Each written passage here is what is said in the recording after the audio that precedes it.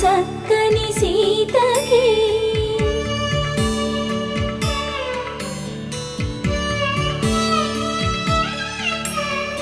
ఎర్ర జాబిలి చేయి